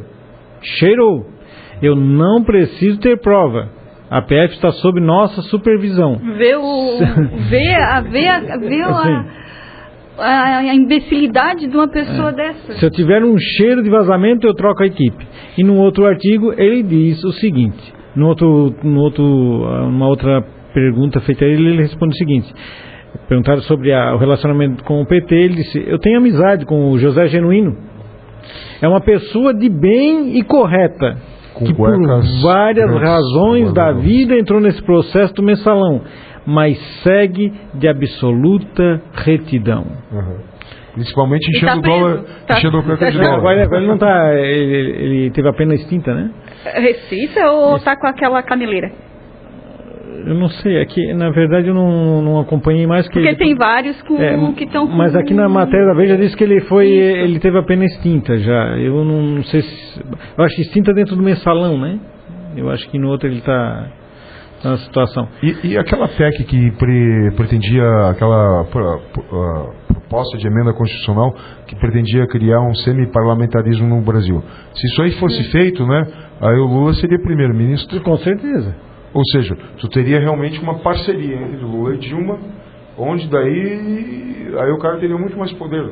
E essa PEC não está em tramitação já, eu acho. Ainda está em tramitação. O STF vai ainda decidir se é constitucional ou não. Só que assim, se eu não me engano, pelo que eu li, para ocupar o cargo de primeiro-ministro, a pessoa tem que estar ocupando um cargo eleito, ou na Câmara ou no Senado. Então não é o caso dele. Né? O que eu vejo isso aí de uma outra forma, já é o PMDB e o PSDB se armando. Ou seja, Michel Temer assumir a presidência, vamos botar o AS de primeiro-ministro. Não, mas o governo não quer isso. Não quer? O que eu estou vendo é que eles estão se armando para isso. Não, mas eu não quero. Mas o governo quer isso, né? Sim. Mas agora vocês vejam aqui, eu estava lendo ontem uma matéria da BBC que entrevistou algumas pessoas na manifestação do PT ontem, né? E aí, uma advogada, 32 anos, ela disse o seguinte: que ela está... ela diz, a advogada Maíra Marrone, 32 anos, também disse que a corrupção é um problema generalizado e acha que aqui existe no governo está sendo investigada. Mas não acredito no envolvimento de Dilma e Lula. Não há provas concretas. Se houvesse, já teriam vindo à tona. Ainda mais com o Ministério Público e a Justiça contra eles. Então, eles estão contra a Justiça, pelas palavras dela, ela está contra a Justiça e o Ministério Público que está tentando investigar o caso. Né? Porque está contra eles. Então, quando ela diz que está contra eles, é porque ela é a favor do pessoal que está sendo investigado. Mas é contraditório isso, né? Porque se ela é contra, ela se diz contra esse processo judicial, mas se ela quer a prova, se é que ela ou quer que o caso seja desvencilhado, até para ver se não existe prova, então tem que ser a favor do processo. Sim. Mas isso, eu só peguei isso aqui, né, peguei da advogada. Mas o que tem aqui de resposta das pessoas que estavam lá, cara, dá nojo. Ô Sérgio, eu li, é igual aquele entrevistador da ABC nos Estados Unidos, da NBC nos Estados Unidos, que foi nas universidades falar com os simpatizantes do Sanders, né? E o que é o socialismo? Nenhum deles sabia responder, sabe? Eu cheguei a sentir vergonha alheia vendo aquela matéria. Então isso aí é a mesma coisa se você vai perguntar para eles ali o básico de economia para quem está lá comendo pão com mortadela, eles não vão saber responder. Muitos que se dizem socialistas, na realidade, eles nunca param para ler um livro sobre socialismo. Na verdade, o que os motiva, em grande parte, é um ódio de classe. É um ódio de quem é bem sucedido. Eu sei porque eu já tive amigos assim que eram socialistas, eu mesmo era simpatizante quando era mais novo, né? E o que acontece? É um ódio. E daí, claro, daí tu pega uma frase aqui de Marx, uma frase ali de outro pensador, e daí tu justifica aquilo que tu acredita que é o socialismo. Então tu imagina que com o socialismo tu vai ter uma igualdade de classe. Mas o que acontece? Para te fazer isso, tu precisa de força política. Para te ter força política, tu precisa de alguém que esteja numa posição de comando que vai ter mais poder. Mesmo que ele não tenha uma conta bancária maior, ele vai ter mais benefício, porque tem uma posição de poder. Isso fica muito claro em todos os projetos socialistas que já existiram no mundo. Porque é uma ideia sedutora, né? Como tu é novo e não pensa... Quando é novo, é uma ideia sedutora. Eu digo porque assim, eu tirei a capricho, como dizia meu falecido avô, e estudei o livro 1, 2, 3, O Capital, do Marx. Para quem não tem conhecimento de economia, para quem tem uma mente ainda em formação, uma ideia em formação, é sedutor. Parece que está tudo ali. Né? Parece que está tudo ali, ó, que está aqui a solução para o mundo. Mas o problema é que ciência não é assim, né? Exato. Ciência não é assim. Por exemplo, quando hoje em dia se acredita muito que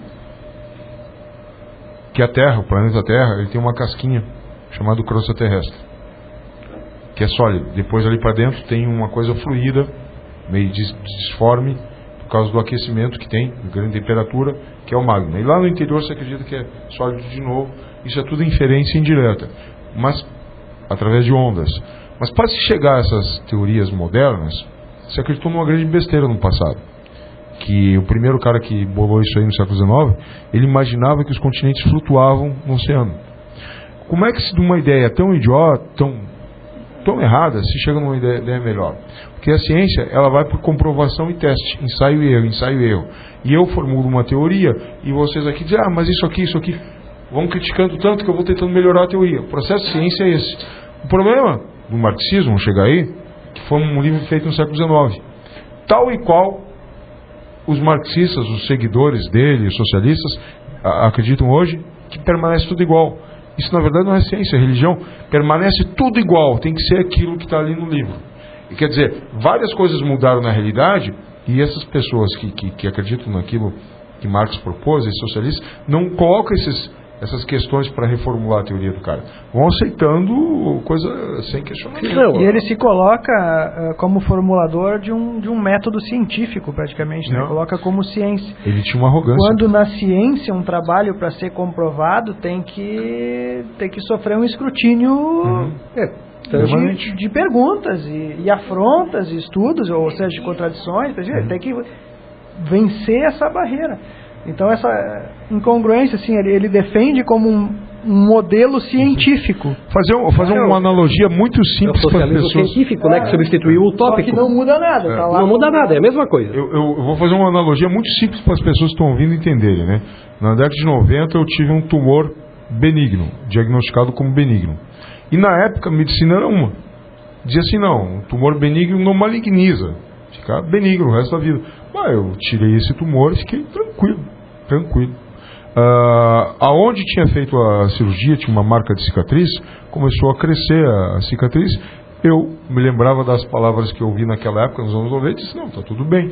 Quando eu fui fazer um exame, já nesse século, 2000 e pouco aí, porque eu estava sentindo alguma cutucada ali, o cara disse, não, tem uma massa enorme aqui. Aí eu fui consultar vários médicos, 3, e um deles me falou, não, a medicina daquela época era uma, agora a gente tem outro conhecimento. Há tumores benignos que malignizam, sim. Então, quer dizer, se eu fosse tratar a medicina como marxismo, o que eu diria? Ah, não, mas aquilo que me disseram nos anos 90 é a verdade. Na verdade, não, entendeu? É essa postura. Tu pode acreditar em besteiras, em coisas erradas na vida, mas com o tempo tu tem que reavaliá-las, tu tem que estar sempre sob efeito da crítica, né? E o socialista não, ele não aceita isso. Até o Narlock escreveu num dos livros dele, né, que se Marx tivesse vivido mais 60 anos e acompanhado a Revolução Industrial na Inglaterra, ele seria um capitalista fervoroso.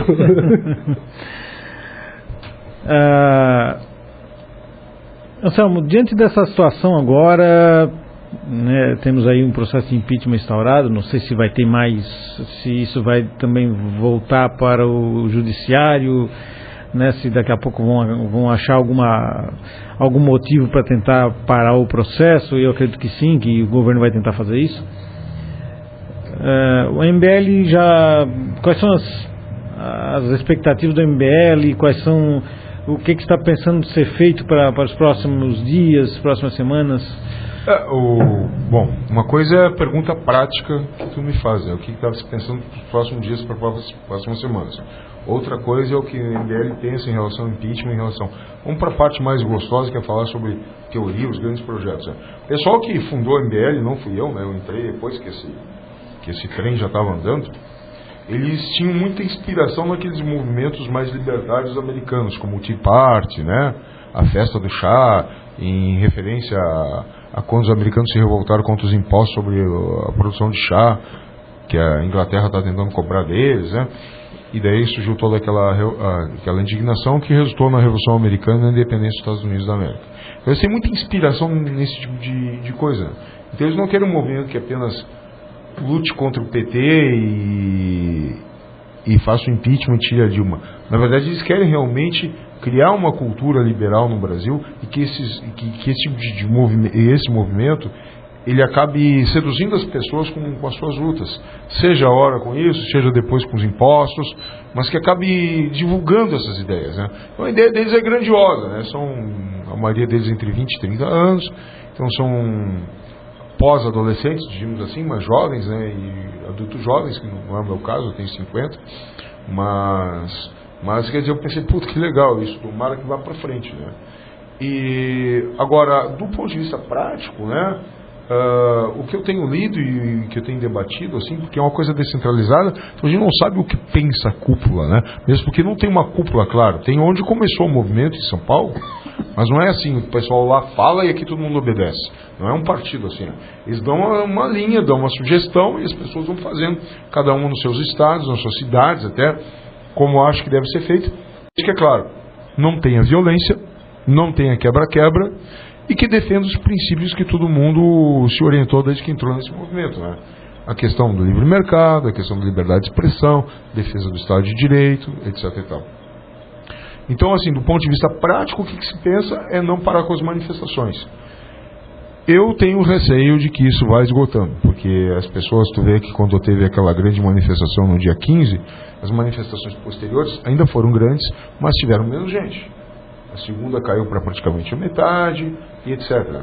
Então, realmente, tem uma periodicidade, um ritmo, né? Acho que depois de um ano, deve uma manifestação com muita força, como foi essa do dia 13 agora. Mas se fizer toda hora manifestação, vai cansar. Então o que eu acho que tem que se fazer são ações diferentes, né? Claro que as redes sociais são muito importantes, mas tem que fazer ações mais tópicas, né? E eu acho que tem que, no meu ponto de vista, o que tem que fazer é orientar o protesto para parlamentares indecisos ou que ainda podem mudar seu voto a favor do impeachment, né? Agora, algo de concreto, não. Tem ações assim tópicas, tipo assim, colocar o pichileco em pontos estratégicos, né, divulgar para a massa essas informações, né? Mas nós estamos na posição de ataque, né? Não dá para deixar essa peteca cair. Porque se a gente parar, o governo vai começar a financiar mais e mais manifestações, vai parecer que a razão está com eles, né? Então esse é um risco que se corre. Não pode se parar. Eu tentei, através das redes sociais aqui, em duas oportunidades, tentar fazer manifestação em Mituba. Isso no ano passado e agora. E o que eu vejo é que as pessoas estão indignadas nas redes sociais. Só que rede social, ela não é termômetro. Eu não vejo assim como... não vou dizer que não seria um termômetro, mas não dá para dizer que a voz das ruas é a voz das redes sociais. Quando ela se estrutura, quando ela realmente se organiza e vai para a rua, é que a gente vê o que está por trás da internet. Porque é como se dissesse, tem vários indignados, mas comendo pipoca. É mais ou menos assim, ó, se tem 200 mil compartilhamentos ou curtidas, pode imaginar umas 30 mil, 15 mil pessoas na rua. Entendeu? Muitos colegas me mandam, por exemplo, manifestação de Joinville. Eu não vou dizer não comparecerei, que parece que eu estou desdenhando a manifestação dele. Eu digo, talvez, ou então comparecerei, mas não quer dizer que eu vou estar lá. Só que o que acontece? É uma coisa meio com bolsa de valores. Quanto mais pessoas estão compartilhando, mais gente se sente motivada. Sim. E algumas acabam indo. Então tu imagina que de 10 compartilhamentos, 1, 2, bombando 3, 4, vão.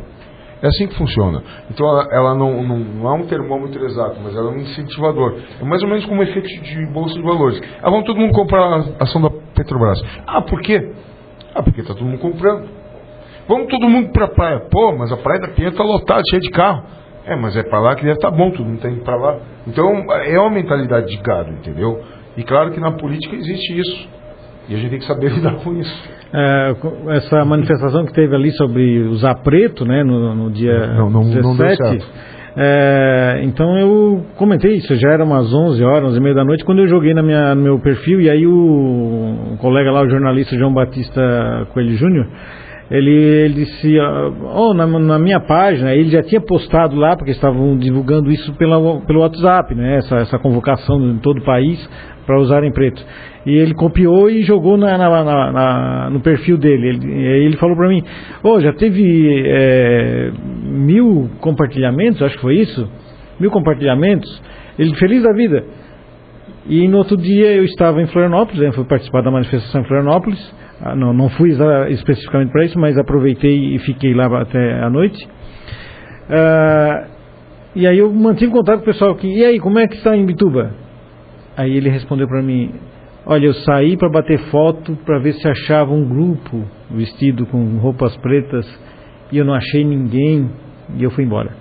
Então eu vejo que 1000 compartilhamentos, e eu até vi, quando eu saí de Bituba, eu vi algumas pessoas, né, trabalhando com roupas pretas, mas aquele movimento que se esperava ter, nem para isso as pessoas se mexem. Nem para isso em Bituba as pessoas se mexem. Eu talvez não seja só em Bituba, mas eu sinto pena dessa gente, de não querer se manifestar. Isso não vai mudar nada, sempre foi assim. Então tudo bem, então não reclame mais em lugar algum, porque também não vai adiantar nada a sua reclamação. Então não vá para o boteco reclamar, não fique falando com a vizinha no muro reclamando da vida, porque vai ser sempre assim. E fique no Facebook compartilhando trechos bíblicos. Pronto. Como é que é? E fique no Facebook só compartilhando trechos bíblicos. Sim. Pare de falar de política no Facebook também. Eu acho que eu fui o único aquele dia que eu peguei minhas 2 filhas e saí de preto. Eu acho que eu fui o único. Mas preto, assim, eu consegui uma camiseta bem fina. Eu até hoje já vim com outra. Preto no calor é ingrato. Sim. Foi uma ideia muito ruim. Porque, tipo assim, né? Então que marcasse pra noite, né? E lembra Black Bloc, né? Até na manifestação do dia 13, um camarada meu de Curitiba estava aí, veio tirar as fotos. Ele tava com a camiseta preta e disse, cara, não é por nada não, mas tu não tem um azul, um amarelo? Aí ele, por que não, cara? Porque isso aí vai parecer Black Bloc, né? Que aqueles manifestantes de arruaceiros em São Paulo, que iam nas manifestações de passe livre. Os adolescentes de 40 anos. Tá cheio. Mas nada contra o preto, eu gosto muito da cor, só que o problema é que no calor é ruim de usar, né? Eu até hoje ia vir com a camisa do Internacional, mas eu ia apanhar, eu não... Não, eu não sou assim. Na verdade, eu virei mais gremista em São Paulo por causa da rivalidade dos anos 90 com o Corinthians, mas eu não sou... Agora assim, mas aqui em Bituba, nessas tentativas nossas aí, o interessante é que as pessoas não, eu quero ajudar, aí quando chega a data, aí eles ficam postando no Facebook, não vai ter manifestação, aí telefona lá para a rádio lá do nosso... do Thyssen, do teu amigo, e diz, aí não vai ter nada em Bituba. Mas tu não ajudou em nada, tu não participou de nada e agora tu quer em cima da hora resolver as coisas. E mesmo que tivesse, ele não iria, com certeza não iria. Esse negócio que você está falando aí sobre as respostas que as pessoas estão dando aí, está lendo um artigo num artigo pequenininho desse de jornal, né? Um site chamado HuffPost, HuffPost Brasil. Pô, bem legal. Aí tem um terapeuta lá da USP, um psiquiatra, que ele dá aula também, e ele estava falando o seguinte, eu não sei se eu vou conseguir lembrar tudo que ele falou, mas ele disse assim, ó, sobre a questão da personalidade, da moral, é o seguinte, né? Quando tu é criança, tu é bem egocêntrico, tu é egoísta, tu quer tudo pra ti e tal, né? Tu vai ficando mais velho, jovem, adulto, tu começa a perceber que não é só os teus valores, né, egoístas que importam, mas que existem valores gerais para a coletividade, para a sociedade e tal. Aí tu se apega à lei, né? A lei diz isso, eu não vou roubar porque é ilegal, né? Então daí, mas quando chega uma questão assim mais complicada, né? Tal pessoa está passando fome. Eu sei que hoje em dia não é muito comum isso, né? A maior parte dos roubos são roubos de patrimônio. Ele coloca um exemplo da mulher dele que está morrendo, ele não tem dinheiro para comprar remédio, e aí ele não tem dinheiro, não tem como conseguir o remédio, ele vai furtar esse remédio? Uhum. É esse exemplo que ele dá na matéria. Então ele disse assim, a lei se baseia na moral, mas nem tudo que é moral, que tem um apelo moral, tem uma base legal. E daí ele chega no juiz Sérgio Moro. Ele diz assim, ó, o que Sérgio Moro fez de distribuir as gravações, né, de vazar as gravações, pode até ser ilegal, embora haja controvérsia também sobre isso, mas com certeza não foi imoral, porque havia um valor maior. E ele faz essa análise. Aí disse, esse é um dos autores que eu dou para os meus alunos para discutir isso aí, moral e legalidade. Agora tem um outro autor que eu uso muito.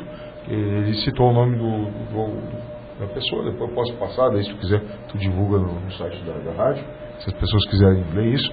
E ele citou a análise desse outro autor, que dizia assim, no fundo todos nós somos guiados por nossas ideologias, valores pessoais. Thomas Sowell? Não. É um pessoal mais da linha da psicologia e tal. Todos nós somos guiados por nossos valores pessoais, por nossas ideologias, nossas crenças. Só que a gente sempre procura uma justificativa legal. E daí ele cita o petista típico, né? O petista mediano. Ele diz, ó, o cara, ele está imbuído de que tem que defender o PT. O Lula é o ícone, é o símbolo do PT. Né? Então ele vai usar qualquer explicação racional para defender aquilo. Mesmo que tu apresente outra para ele, apresente fatos, dados, ele vai dizer que aquilo não vale. Ele vai procurar uma outra racionalidade.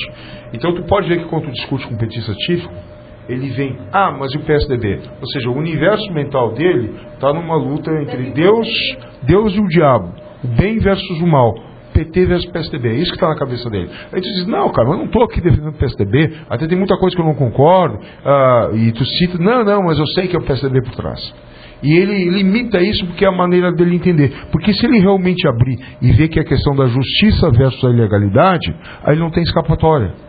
E assim, a maioria dessas pessoas está há 20, 30 anos defendendo o PT.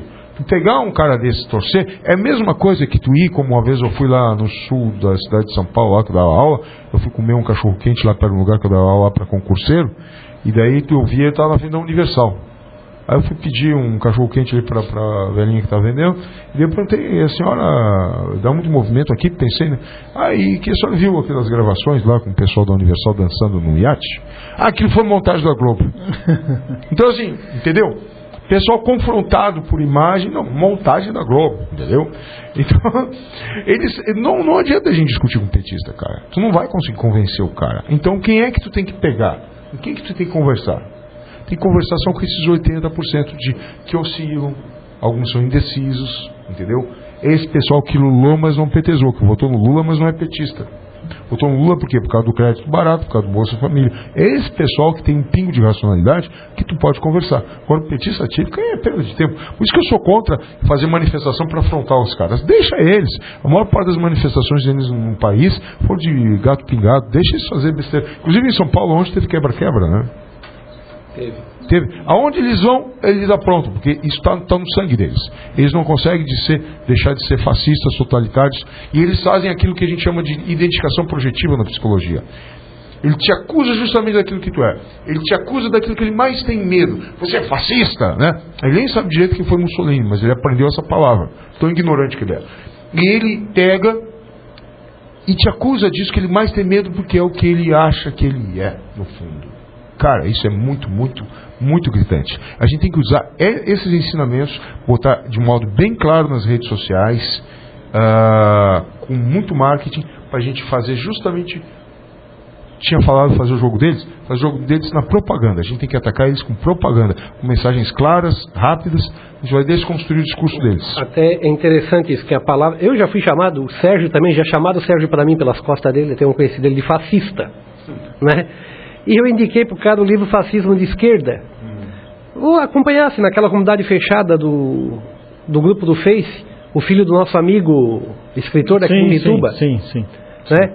Eu indiquei para o cara, não, eu te empresto, eu tenho aqui Fascismo de Esquerda, eu te empresto. Né? E quando eu marquei com ele ali, ele mandou a mensagem, cara, eu li aqui o prefácio aqui, não gostei, e nem mano, porque não adianta, o fascismo é vocês mesmos que estão com o fascismo. Pelo menos ele leu o prefácio, né? Não, nem isso ele leu. Tem gente que, eu não li, eu não vi, eu não gostei. Não, essa daí é daquele poeta brasileiro, teve um poeta brasileiro que falou isso, né? Nem li, nem gostei. Né? Mas assim, nem isso ele leu, né? Só que aí eu entrei quis entrar mais na questão do fascismo ali com ele, né? Assim, cara, como é que tu pode defender a CLT e me chamar de fascista, cara? Tu já viu sobre o que a CLT foi construída, sobre o que ela foi copiada? Pesquisa aí a Carta de Lavoro. Não vou nem perder meu tempo. Então, assim, como o professor Anselmo está falando, não adianta. Quando eles não querem enxergar, eles não vão enxergar. Esse discurso, dizer que acusa os outros do que ele é, realmente, e essa dicotomia, né, esse antagonismo, diabo e Deus. Tem um colega meu que a gente estava a gente tem encontros semanais, né, no Happy Hour, e ele é petista, e ele discutindo comigo, ele assim, por que o PSDB? Esse cara, não estou defendendo o PSDB. Não, mas tu tem que defender uma coisa.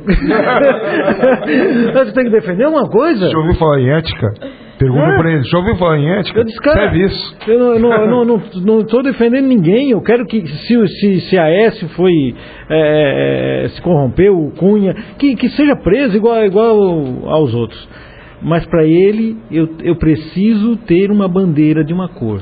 Tu viu aquele áudio? Vocês ouviram aquele áudio do Lula falando com a Dilma por telefone? Achei que lá eu vou gravar para a vida toda. Cara. Ele falou assim, nós temos um Congresso acuado, nós temos um presidente da Câmara acuado, presidente do Senado